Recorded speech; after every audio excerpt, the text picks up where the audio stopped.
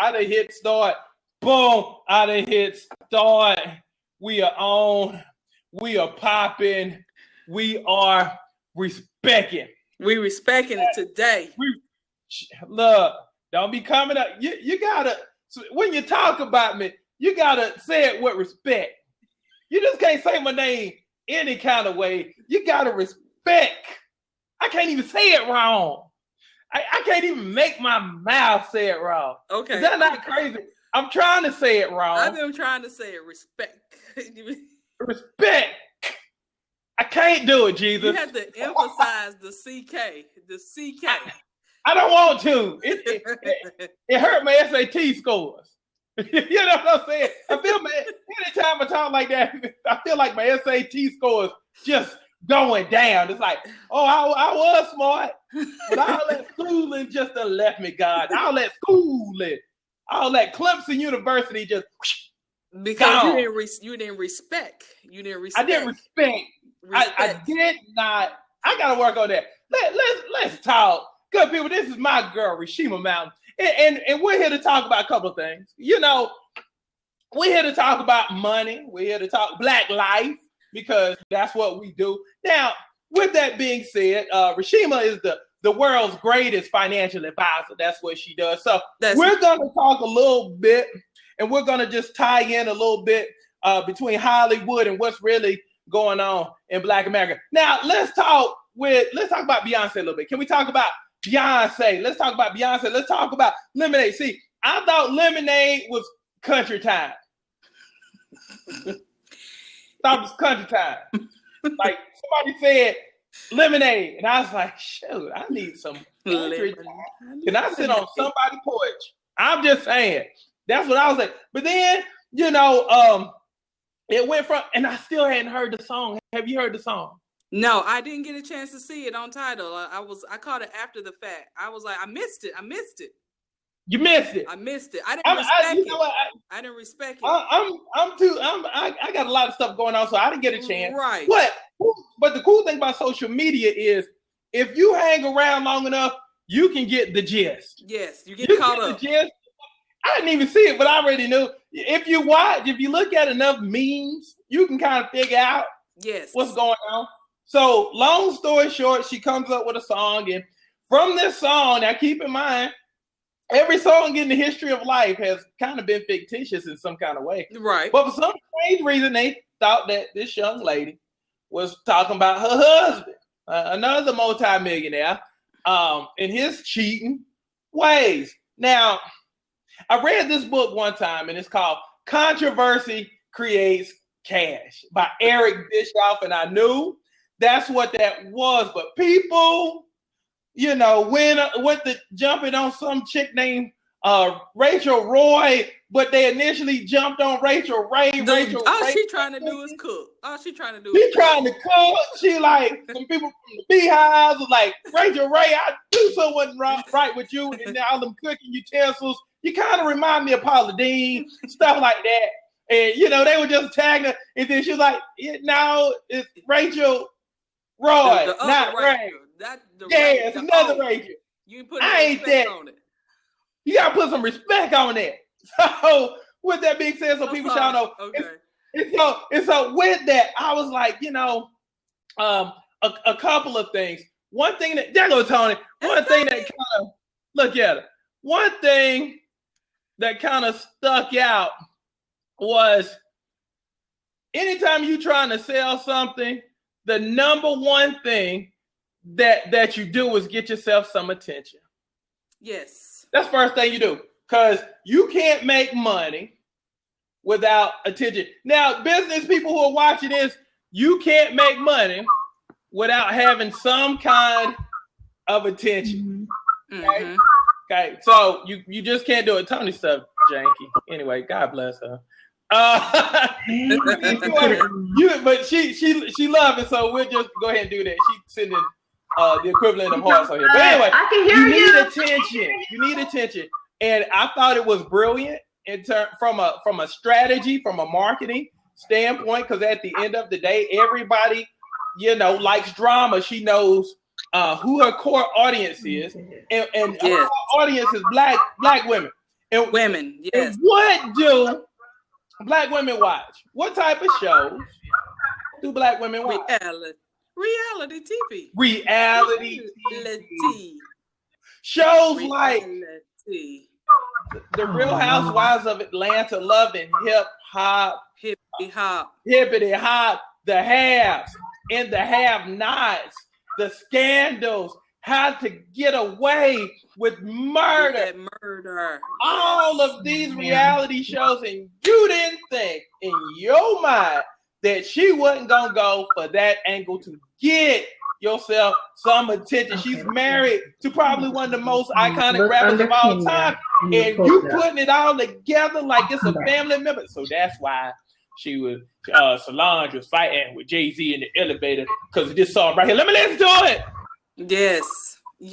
It was brilliant. Let me buy it. Yes. It was brilliant. But at the end of the day, let me ask you this.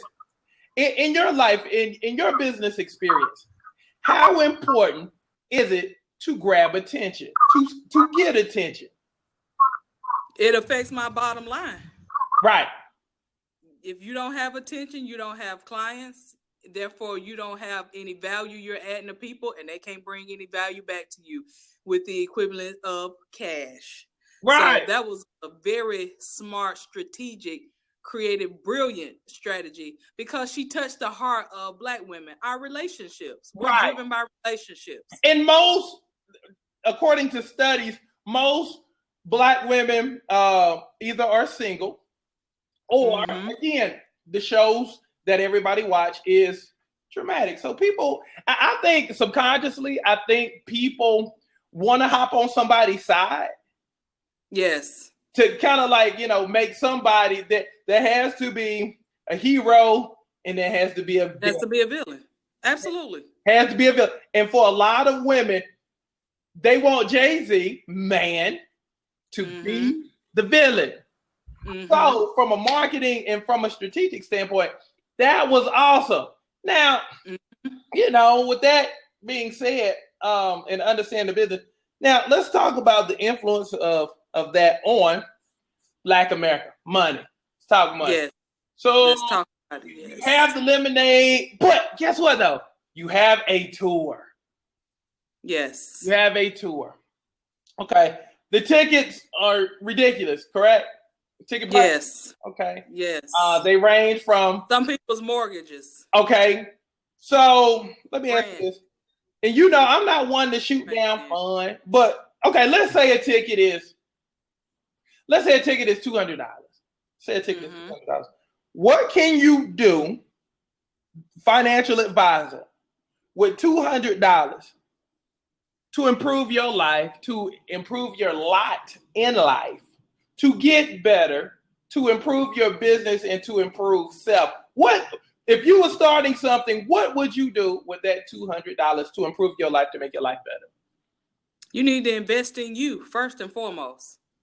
And that can take on the form of many things depending on how you want to invest in yourself. But the main thing is we got to start investing in ourselves, our cash back into ourselves, back into our passion, back into growing our businesses to make sure we're providing a quality service and product. And you do that by making sure that your financial portfolio, I'm always going to talk about that financial statement of the cash flow statement. Talk about cash flow. Talk about cash flow. You need to make sure your cash flow is correct. That you in the black. Black is good. What they say, black is beautiful. Correct. Black is beautiful. So, black is the best. So how is black beautiful? Explain cash flow when you're in the black. That means things are popping. Is good. You're profitable. You're profitable. Yes, that's one of the things I always say. That's one of the things I always say every day. I'm like, Kenya Crooks is profitable. Every day you're profitable. Every day. Now let me cannot accept anything besides profit. Nothing besides profit. Now let me ask you this. With $200, and again, we're not knocking, because I'm gonna send people, I'm gonna send my bricks to go see Beyonce. But that's a good business expense. Yeah. But see, again, it goes back to investing. See, I'm investing in my people. Right. So basically, by me doing that, shoot, that's still part of business. You know, right. I'm just sending people. So with that being said, let me ask you this: with $200, yes or no? Could you go to a seminar for $200? Yes. A very good seminar. Yes. A very good seminar. Could you go with materials? Could you go see somebody like a Les Brown or somebody who's actually doing a business mastery seminar here in Atlanta in the next couple of weeks? Could you go see Les? You can see Les. You can probably bump into Les and get some autographs and a book and some materials to bring home and become a student. Could you go see somebody like Robert Herjavec from the Shark Tank, or even Damon John for $200 at somebody's seminar? Yes. Okay. Let me ask you this: how many audio books could you get? Now, the thing with audio books, I tell people this all the time. The thing with audio books is all you need is that one good idea from that one audio book, and it will make you. Yes. You just need to listen to one. I've listened to in the last few weeks Mark Cuban, Ted Turner, and those have been my two. I've actually listened to T. Harv Eker. I've actually got this book here by MJ DeMarco called The Millionaire Fast Lane. Awesome book. But with that being said, could you buy how many audio books? How many audio books could you get? You know, for you averaging $10, $11 for an audio book? Yeah. So you're talking about maybe 15, 18 audio books taken away from tax. Yeah. So out of one book that you can listen to on the way to work, driving in traffic, going to a job that you absolutely despise. You can get that one idea that will set you apart and take your business to the next level. Okay. And I'm glad you said that about reading, because you have to become a student of business. It's not just about having a business, but you need to be a student on how to successfully operate the business, how to make sure that you are profitable, that your bottom line is black. Come on.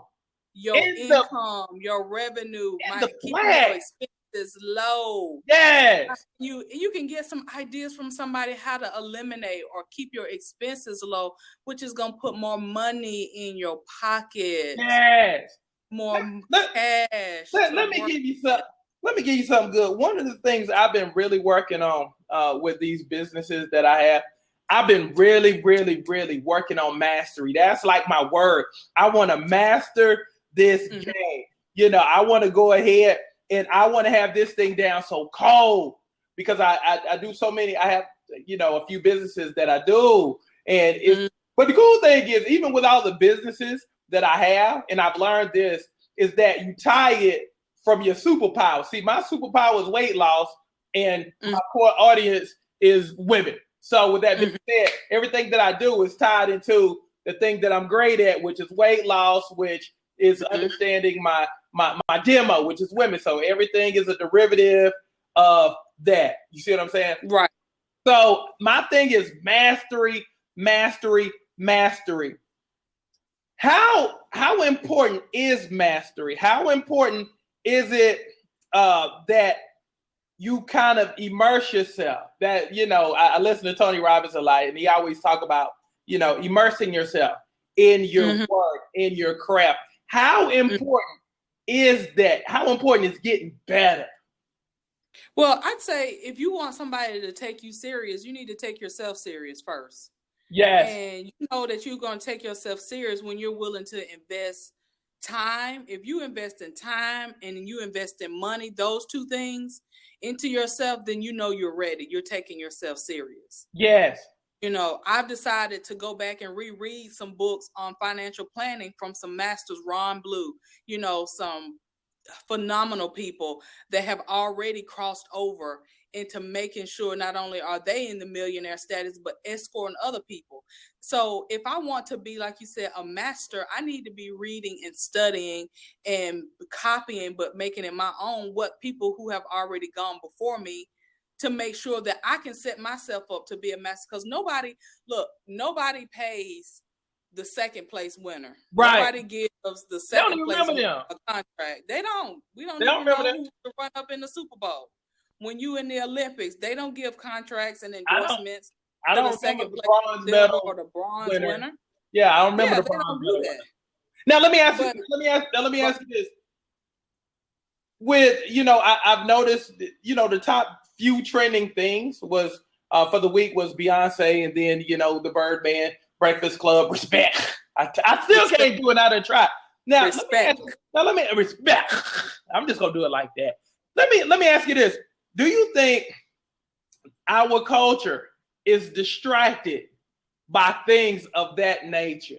See, me and you, we can laugh about stuff like that, but you have a group of folks who take that stuff seriously, and it keeps up your time. So how detrimental has stuff like that been to our culture in terms of, I need to get great, I need to focus on my stuff, but I can't focus on my stuff if I always know what's going on over here in pop culture land. Has that been a detriment to our culture? Absolutely. I mean, you can see it. That's why it's so prevalent. Because if there were nobody watching it, listening to it, talking about it, tweeting, whatever, it wouldn't even be out there. It wouldn't even be fed. I mean, they could continue to feed the monster. That's what I call it. It's a monster. Because it's sucking up your dreams. I don't know what famous person said this, but people's dreams are lost in front of the TV. Oh my! Have you seen the reports that if I'm not mistaken, on Forbes they were talking about the average, if I'm not mistaken, and I'll look it up later on, but I think I'm right. They said something to the effect of the average CEO reads like anywhere from 4 to 6 to 8 books a month. Yes. Now you look at the bottom half of the folks who ain't making as much money, and they correlated that to the hours spent in front of the television slash now on your phone, because for the first time in history, people are now spending more time on their phone than they actually do in front of a TV screen. I had to check myself because I had to log how many hours or time that I was on Facebook a while back. This was before I had Grayson, but it makes you really think about, okay, what am I looking for? What am I involved in? Why am I on here? What am I getting? What am I putting out there? And you don't realize that 10, 15, 20 minutes can go by. You can read, several pages of a book, 20 minutes a day. Right. Take every minute as something of value, because once the time is gone, it's gone. But I think what's happened, Kenya, is I'm just going to put it out there. We just don't have. Okay, go ahead. People just don't have vision. They don't have vision. It's like they go to work, they come home, they caught up in the drama of what's going on at work. They bring it home, and it just carries over from day in and day out. And they don't have vision for their lives, for something better, for whatever reason, whether they feel fearful, intimidated. But that's the only thing that really keeps people going and functioning, because it's like a drug. It's a high. Because they don't have anything else going on. Do you think drama for us, and I'm only talking about us, black folks, I'm talking about us. Do you think drama is like the new normal to the point of, if it's not dramatic, if things are not dramatic in our lives, we lead a boring life? So we kind of live vicariously through our favorite stars to get that drama if our life is boring. And kind of like what you were saying, if we have no vision, do we latch on to a person who reminds us of us on television and, in a sense, live vicariously through them? Yes. And then that kind of like brings us two together as if we're one. Yes. So you going through, I'm going through too. It hurts me too. Yes. And I'm right there. I'm right there with you, girl. I feel you. I feel what you're going through, because I'm going through the same thing. Yes, we relate, and we shouldn't be relating. But when you said that part about drama, drama is the new norm, and I think it really is addictive. I think people have made it a part of their personalities, and unfortunately, some people just don't even realize it. Don't even realize that they drama and got toxic thinking and toxic words and toxic behavior. Don't even realize that it has become a part of them because they've engulfed in it and they have become the character that they spend so much time with. It's just like somebody living with you. Right. They're living right. I can't tell you how many character people I've seen, out in the street, and I'm like, is that Nene Leakes? I'm like, she just said, is that Kenya Moore? Did she just twirl, Jesus? Yeah. Did she just twirl and say no tea, no shade? I'm like, I like shade because it keeps me out the sun and it stops me from, I like shade. So you can let me have tea and shade. I'm good. Now let's talk about championship habits, because that's what people don't get is, I don't think people get it. And Tony Robbins talks about this, having your championship habits. Mm-hmm. And those are the things that you do every day that are your rituals, routine, that sets the tone for your day, that keeps you locked in on the goal at hand. What are some of your championship habits that you do every day? Number one, I spend my time in the Word and I review my goals. Yes. Because I have to keep my goals in front of me, because days come and days go and it doesn't look like anything is happening. But I know something is happening. So I have to keep them before me, visualize, picturing, sitting, making sure I'm spending time seeing myself doing it.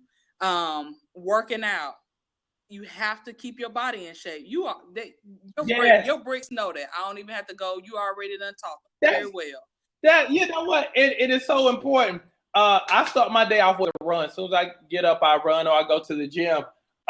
Because one of the things that I notice as I'm getting older, you have to be in shape just to even live this life. Yes, for your purpose, you have to have energy. You have to have energy. I'm doing this, I'm doing that, I'm doing this, I'm doing that. Now imagine, and I thought about this the other day, what if I was tired all the time and I couldn't get half of this stuff done? Or what if because my body is tired, I become mentally fatigued, and then I can't carry out my daily goals, and I fall short because I'm tired. Yep, because it affects you mentally. When you're tired, you're not functioning. You're just not, because you're somewhere else. People know how they are when they're tired. They irritated. Yeah, get all grouchy and tired. Have no self-control with your eating. Right. You have no self-control with your words. You're liable to say anything because stuff just going in your mind and you just don't feel like, keeping your mind focused in the direction that you're supposed to be going in. So working out, it has to be a part of your life for your purpose and your destiny, for the business that you're venturing into. I don't care what it is. It has to be, because you need that vitality to maintain and to go up and to excel, to keep going to, level after level, because it's going to grow. And I'm just going to say it. Go ahead. If you just sluggish, carrying around extra weight, extra baggage, it's going to hinder you. It's just going, I know when I was 60 pounds overweight, it hindered me. It made me feel some kind of way. And so you have to, and it makes you feel good about yourself when you work out. Just period. Yeah, that swagger comes back. Yes. Because the funny thing is, it's funny that you said that. One of the first things, that people say whenever they lose 15, 20, 30 pounds, the first thing they say is, I have so much energy. Yes, you feel good inside and out. Yes. Now let's talk about something that kind of moved me. And I saw this a couple of nights ago. I saw this report on CNN Money. And it was talking, this came from federal data, and it was talking about wealth and net worth and stuff like that among the races. Now, keep in mind, they kept the Japanese folks out of it.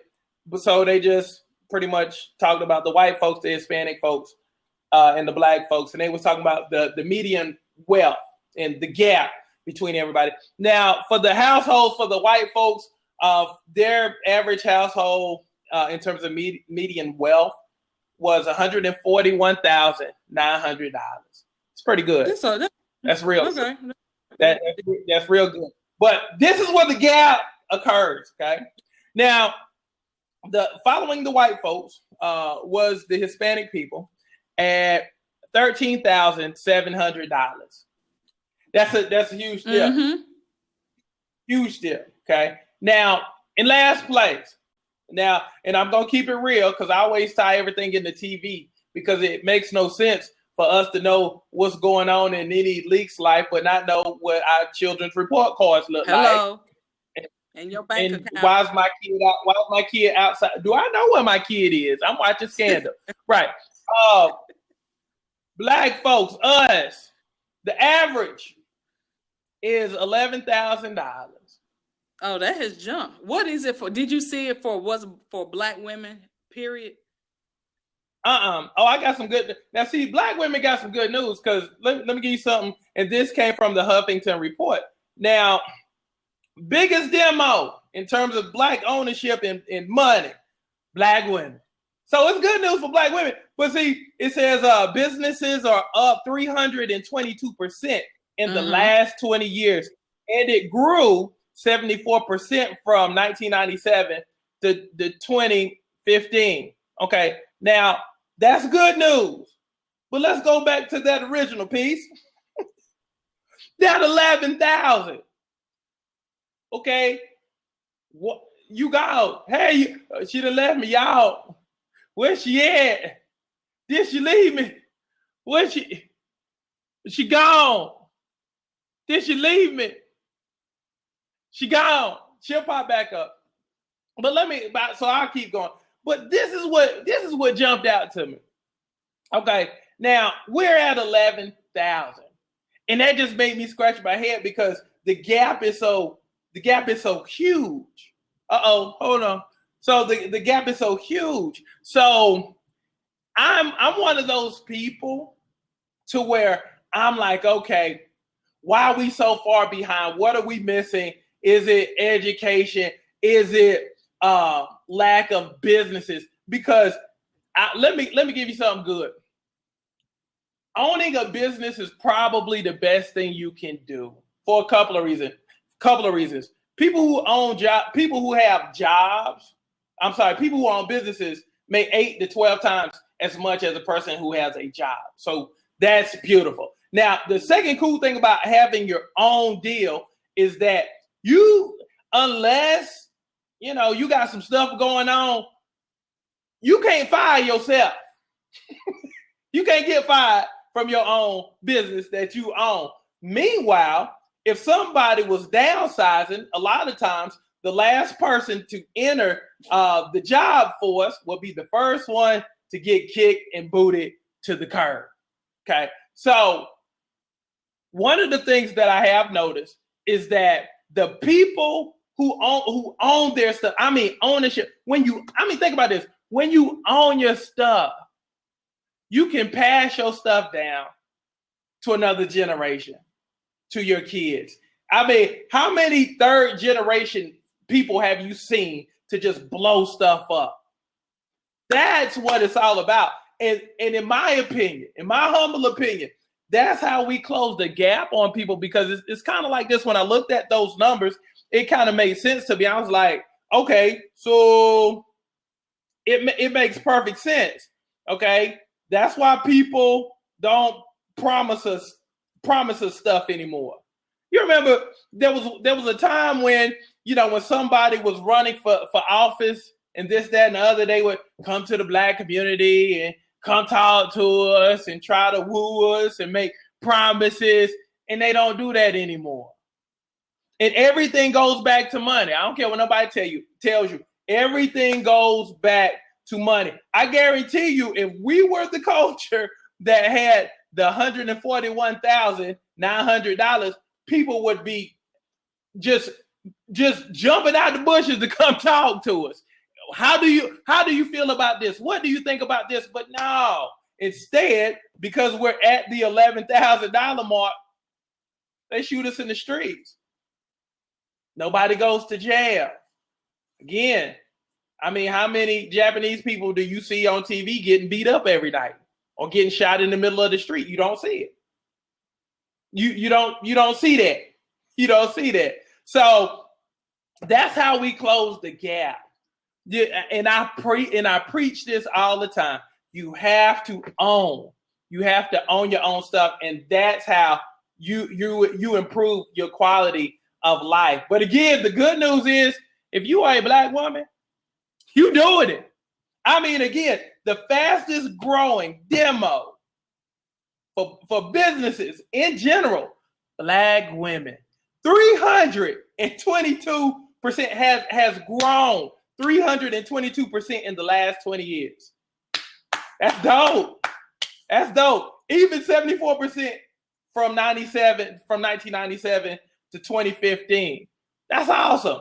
But with that being said, and I'll wrap this up because the reason why I titled it Beyonce Respeck and tied it in with that net worth deal is because, in my honest estimation, in my honest opinion, we really have to start focusing on our communities and our community and things of that nature. We have to really, really stay focused on growth and building each other up and making each other better versus always talking about what's going on over there. I guarantee you, Beyonce and Birdman ain't worried about you, ain't thinking about you, don't care about your home life and your home situation. They're not going to pay your bills. They're not going to pay your mortgage or your car note. So with that being said, we really have to lock in on what's important and be not so easily distracted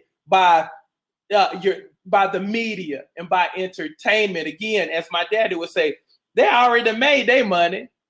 Now it's time for you to go out and make yours. And that's what I'm going to challenge you tonight to do. Create your own empire. Instead of watching Empire, create your empire. That's what I'm going to challenge you to do today. Just stay focused. Because again, it's not about what goes on to the right and to the left of you. It's about being here. It's about what's in front of you. So that's what I'm going to challenge you to do. Again, thank you for joining us on the Blab.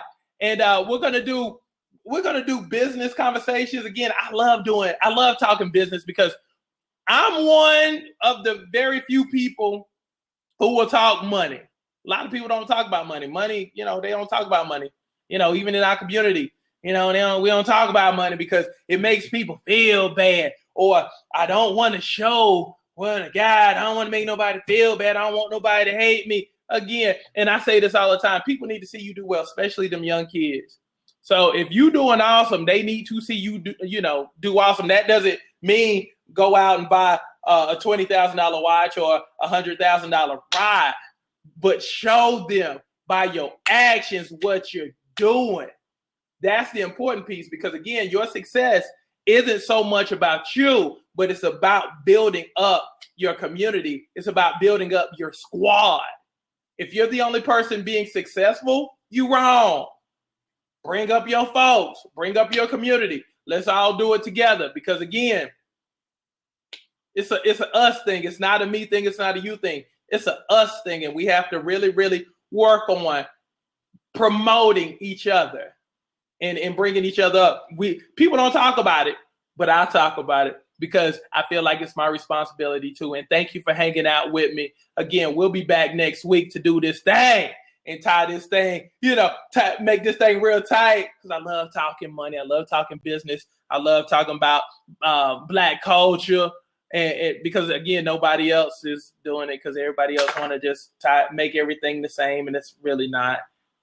Our plight is different than everybody else's, and y'all know it too. So, love y'all. Be good. Thank you for hanging out with me. I'll see y'all next week. We rocking, we rolling, and I'll see you next week. Be good.